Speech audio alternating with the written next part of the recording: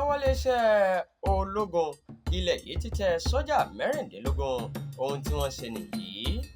Iléeṣẹ́ ọmọ ológun orílẹ̀-èdè yìí ti kéde pé sójà mẹ́rìndínlógún ló ti wà lákọlò àwọn lórí onírúurú ìwà ìbọ̀wọ̀fófin.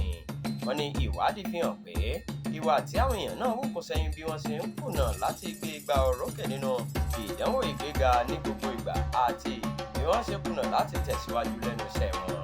Gẹ́gẹ́ bí àtẹ̀jáde kan láti ọwọ́ alákòóso ètò ìròyìn iléeṣẹ́ ọmọ ológun orílẹ̀-èdè yìí Brigadier General Tukur ṣe sọ, ìwà tí wọ́n wù yìí jẹ́ èyí tí kò bá òfin iléeṣẹ́ ọmọ ológun mu. Ó wá sọ pé gbogbo àwọn tí ajere ìwà ìbàjẹ́ yìí bá sí mọ́ lórí ni wọn yóò gba ìjìyà tó tọ́ sí wọn.